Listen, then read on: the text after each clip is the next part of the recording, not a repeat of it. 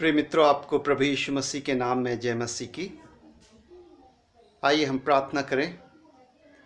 स्वर्गीय पिता, हम धन्यवाद देना चाहते हैं कि आप हमारे लिए उपलब्ध परमेश्वर हैं। इस वक्त जब हम आपके वचन से देखना चाहते हैं, आप हमारी आत्मिक आंखों को खोलें ताकि हम आपके वचन की गहराइयों को समझें और आपको आदर मिलने पाए। हमारी इस दुआ को कबूल करें। प्रभु यीशु मसीह के नाम से प्रार्थना मांगते हैं, आमीन। प्रिय मित्रों, आज का जो मेरा विषय है डिवोशन का, वो है अनुग्रह। पौलुस दूसरा कुरिन्थियों उसके 12 अध्याय 9 पद में कहते हैं, परमेश्वर उनसे कहते हैं कि मेरा अनुग्रह तेरे लिए बहुत है, क्योंकि मेरी सामर्थ्य निर्बलता में सिद्ध होती है। पौलुस ने इस बात को महसूस किया कि उसकी परेशानियों में, उसके संकटों में परमेश्वर का अनुग्रह उसको सामर्थी बनाता है और उसकी निर्बलता में बल बनकर उसके सामने आता है। और आज इसी विषय में हम देखना चाहते हैं कि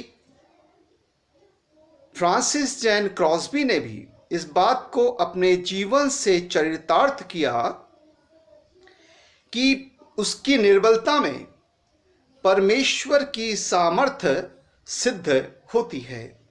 आइए हम फ्रांसिस जैन क्रॉस्बी के जीवन के विषय में कुछ बातों को देखें। फ्रांसिस जैन क्रॉस्बी 24 मार्च 1820 में न्यूयॉर्क में कट्टर शुद्धतावादी परिवार में पैदा हुई थी। उसका प्यार का नाम फैनी था। जब वह बच्ची ही थी, उसकी आंखों में इन्फेक्शन हो गया और उसका इलाज हुआ, लेकिन उसकी आंखों की लालिमा आंखों की पुतली तक फैल गई। किंतु इलाज से उसकी आंखों की लालिमा तो दूर हो गई, लेकिन उसकी आंखों की पुतली में टिश्यूज का एक गुच्छा आ गया, जिससे वो जीवन भर के लिए अंधी हो गई।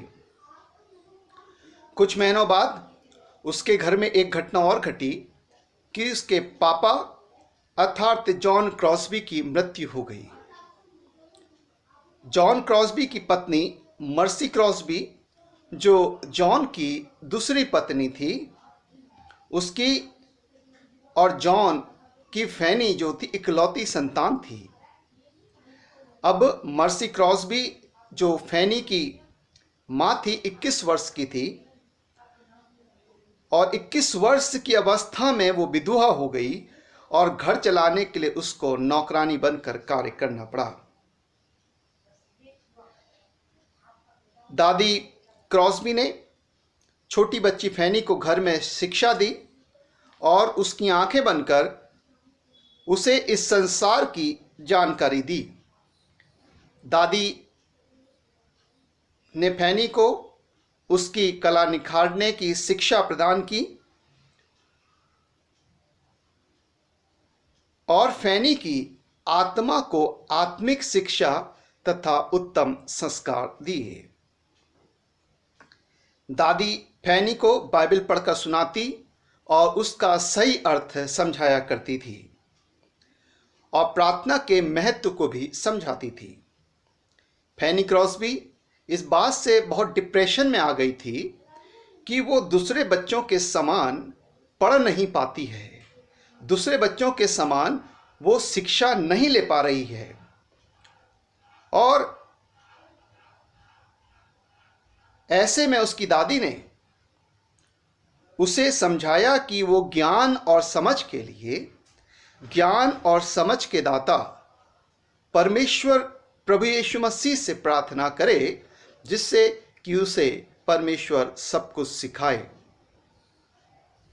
क्रॉस्बी की मकान मालकिन मिसेस हॉली ने फैनी को बाइबल के पद कैसे याद करते हैं सिखाया और प्रायः जवान फैनी एक सप्ताह में बाइबल के 5 अध्याय तक याद कर लेती थी। उसने मुंह जवानी, पंचग्रंथ अर्थात उत्पत्ति से लेकर व्यवस्था विवरण तक की पुस्तकें सुसमाचार अर्थात मत्ती, मरकुस, लूका और यूहन्ना रचित सुसमाचार, नीति वचन, श्रेष्ठ गीत और भजन संहिता के अनेक भजन याद कर लिए थे। उसने अपनी याददाश्त को इतना बढ़ा लिया था कि उसके मित्र इस बात से स्तब्ध अर्थात आश्चर्यचकित रह जाते थे कि आखिर ये ऐसे कैसे याद कर लेती है। उसने अपने अंधेपन को अपने ऊपर तरस का कारण नहीं बनने दिया, बल्कि उस अंधेपन ने उसे ध्यान करने और याददाश्त को बढ़ाने में मदद की ओर प्रेरित किया। फैनी ने अपने जीवन को परमेश्वर के हाथों में सौंप दिया।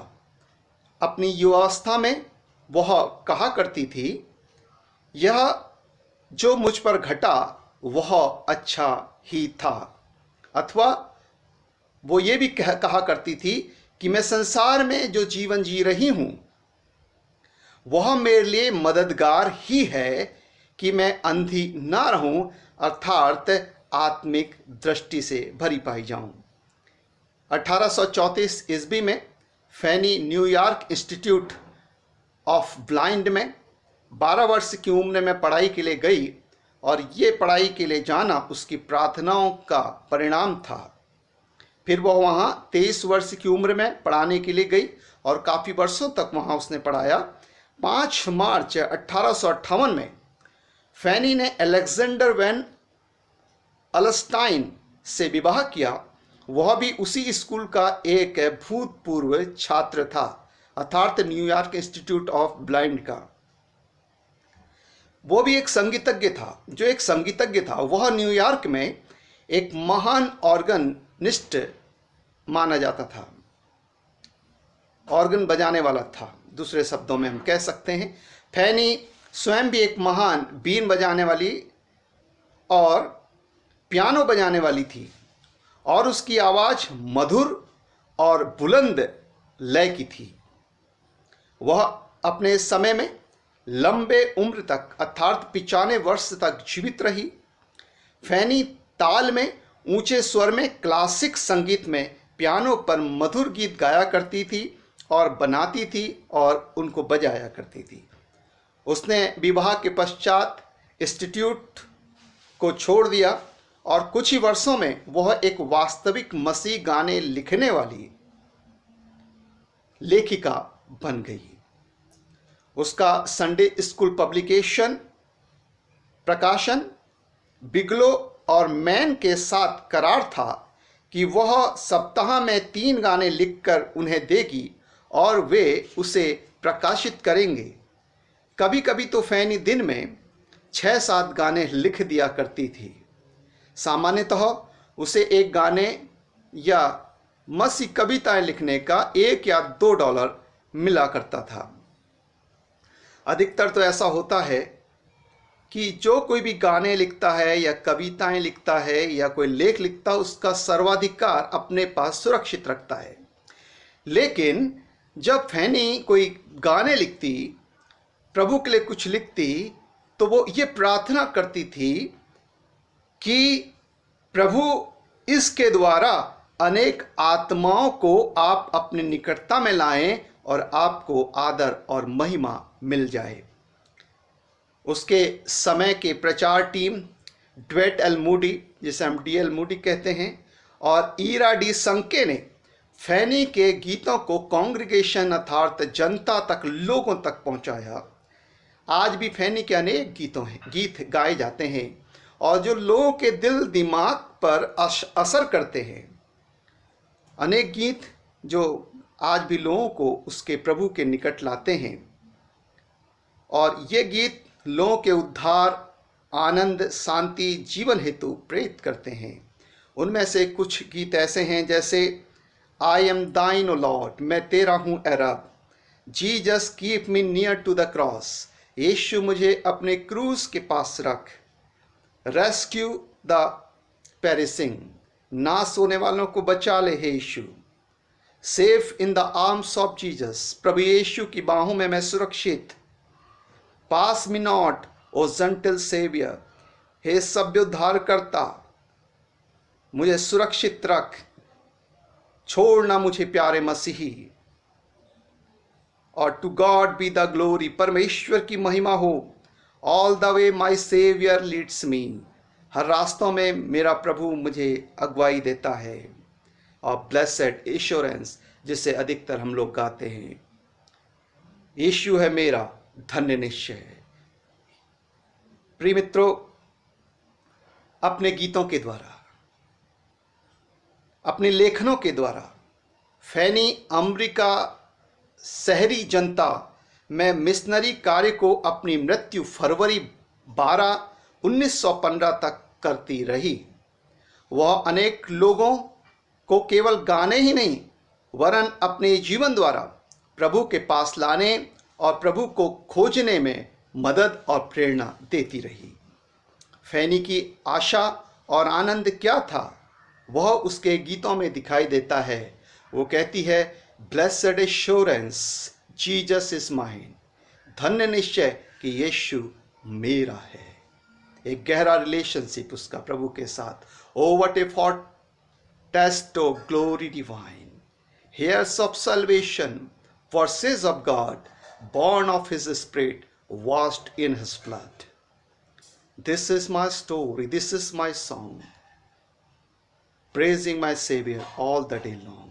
मैं संपूर्ण दिन परमेश्वर की स्तुति करती हूँ। यही मेरा गान है, यही मेरी कथा है, यही मेरी स्तुति का विषय है। प्रिय मित्रों, उसका जीवन एक आदर्श जीवन था। आज हमारे जीवनों में हम देखते हैं कि जब तनाव होता है, जब हम परेशानी और समस्या में से होकर जाते हैं, हम टूट जाते हैं, परिस्थितियां हमें दबा देती हैं, और हम जब परिस्थितियों से दब जाते हैं तो हमारे अंदर की योग्यता, हमारे अंदर का विश्वास नगण्य बन जाता है। प्रिय मित्रों, लेकिन जब हम प्रभु यीशु की ओर देखकर, जैसे क्रॉस्बी ने देखा, प्रभु की ओर देखकर परिस्थितियों के ऊपर खड़े हो जाते हैं, तो परिस्थितियां दब जाती हैं और हम परिस्थितियों के ऊपर विजयी हो जाते हैं। फिर हम यही कहना चाहेंगे और कहना चाहते हैं कि यीशु है मेरा धन्य निश्चय। किराए के कमरे में रहती थी फैनी, उसके माँ बाप, लेकिन वो परमेश्वर के प्रति कुड़कुड़ाए नहीं। वो अंधी पैदा नहीं हुई थी लेकिन अंधी हो गई थी। वो इस परिस्थितियों में कुड़कुड़ाई नहीं, बल्कि उसने अपने ध्यान को क्रूस की ओर लगाया और जयवंत हो गई। हमें भी परिस्थितियों से दबना नहीं है, बल्कि प्रभु यीशु की ओर देखकर परिस्थितियों पर जयवंत होना है।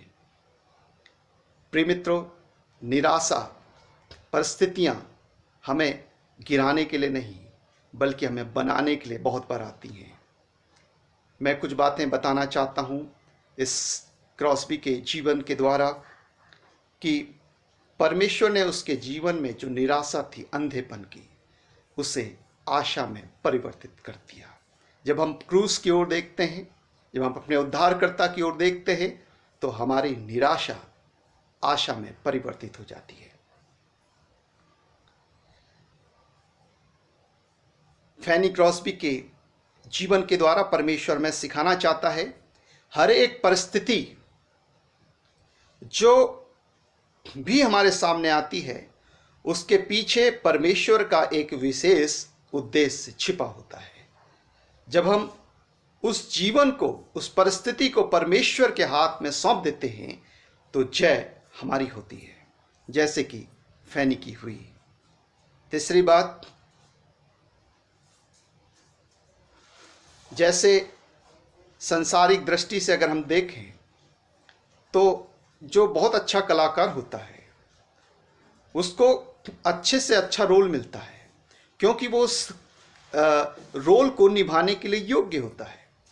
ठीक इसी प्रकार से जो जितना बड़ा विश्वासी होता है, परमेश्वर पर विश्वास जो रखता है, परमेश्वर उसे उतना बड़ा रोल देता है अपने राज्य के लिए, अपने कार्य के लिए, और वो उसको करने पाता है। इसलिए हम ये सीखते हैं इसके जीवन से, इसका विश्वास बहुत धन्य था, इसके माँ बाप का विश्वास बहुत धन्य था, इसकी दादी का विश्वास बहुत धन्य था, इसकी मकान मालकिन का विश्वास बहुत धन्य था फैनी के। और इस कारण वो विश्वास के लिए एक अच्छा रोल प्ले कर सकी। अपने जीवन को सृष्टिकर्ता के हाथों में सौंप कर हर क्षेत्र में विजय पाई उसने। एक सामान्य जिंदगी को जी सकी वो भी। उसके पास भी शादी करी उसने, रोजगार किया, पढ़ाई करी, सब कुछ किया जो आंख रहते हुए लोग करते हैं। परमेश्वर ने उसके लिए द्वार खोला और यही जो उसका अंधापन था उस परिस्थिति ने उसे उसकी याददाश्त को बढ़ाने और परमेश्वर की निकटता में लाने का काम किया। प्रिय मित्रों, समस्या कोई बोझ नहीं होती, वरन समस्या एक नए अवसर देती है और नई चुनौतियों को पैदा करती है, और इसके द्वारा आशीषों को हम प्राप्त करने पाते हैं। तो इसे हम परमेश्वर का धन्यवाद दें। परमेश्वर ने हमें जिस हाल में भी रखा है, जैसे भी रखा है। प्रिय मित्रों, जो ब्रेकर्स होते हैं रोडों में, वो इसलिए होते हैं कि हम सुरक्षित ड्राइव कर सकें।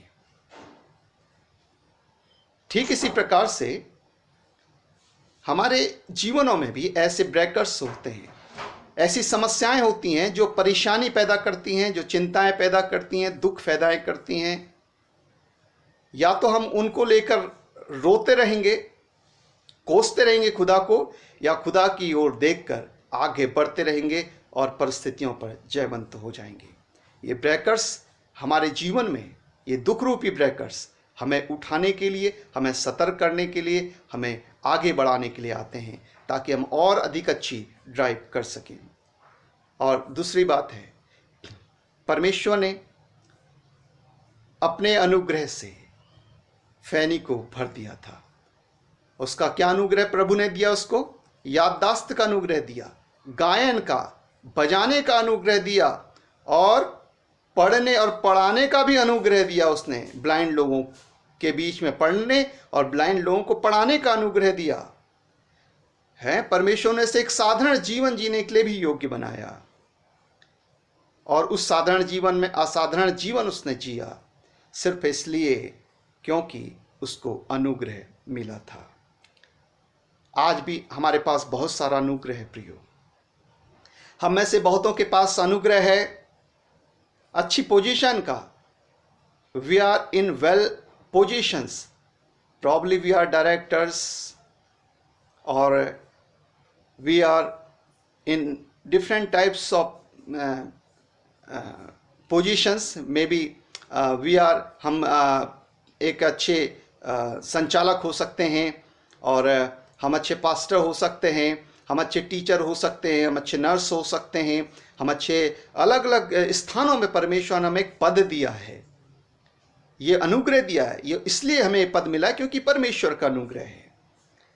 परमेश्वर ने हमें धन का अनुग्रह दिया, हम धनी हो सकते हैं। परमेश्वर ने हमें स्किल का अनुग्रह दिया, योग्यताएं दी हैं। और परमेश्वर ने हमें जो सर्कमस्टांसेस दिया है, जो परिस्थितियां दी हैं, इसमें भी हम महिमान्वित हों, इसलिए अनुग्रह दिया है। समय का अनुग्रह दिया है इसलिए प्रभु ने हमें। तो इन सब को जो अनुग्रह प्रभु ने हमें दिया है प्रियो, ये प्रभु की ओर से है। हमें इसे तुच्छ नहीं जाने देना है, इस अनुग्रह को व्यर्थ ना जाने दें। मैं आपसे एक बात कहना चाहता हूँ, और वो ये बात, परमेश्वर आपको प्यार करता है। जिसे प्यार करता है उसे ताड़ना भी मिलती है, और जो संतान होती है वही ताड़ना पाता है। आपका जो बच्चे नहीं हैं, आप उन्हें ताड़ेंगे नहीं, उनको ताड़ना नहीं देंगे, सबको ताड़ना देते नहीं फिरेंगे। जो आपके बच्चे उन्हें सही से ताड़ना देंगे। तो ठीक इसी प्रकार से, क्योंकि आप उनसे प्यार करते हो, परमेश्वर भी हमसे प्यार करता है। हम जहाँ पर गलत होंगे हमें ताड़ना देगा। हमारे अधिकारी हमें जहाँ पर गलत होंगे वहाँ ताड़ना दे सकते हैं। इसका मतलब ये नहीं कि वो गलत हैं, इसलिए कि वो प्यार करते हैं, वो आपकी चिंता करते हैं, उन्हें आपकी आत्माओं की परवाह है। इसे गलत मत लें, इसे व्यर्थ ना लें, वरन प्रभु का धन्यवाद दें कि वो आपके लिए चिंता करते हैं और आप परमेश्वर के सामने ग्रहण योग्य उपस्थित किए जाएं, प्रस्तुत किए जाएं, आप स्वीकार किए जाएं। इसलिए वो रात दिन प्रार्थनाएं करते हैं, मेहनत करते हैं आपके ऊपर, ताकि आप प्रभु के योग्य दास दासी बच्चे बने रहें। प्रिय मित्रों, आज इतना ही। प्रभु आप सबको खूब आशीष दे और अपने अनुग्रह और प्रेम में बनाए रखे। आइए हम इस वक्त प्रार्थना करेंगे। हमारे जीवित महान दया के धनी परमेश्वर, हम धन्यवाद देते हैं। हमारी प्रार्थना है प्रभु, तेरे वचन के खुलने से प्रकाश हुआ है, इस प्रकाश को हमारे जीवन में आत्मसात होने दें। प्रभु यीशु के नाम में प्रार्थना मांगते हैं, आमीन। God bless you, God bless our country India, आमीन।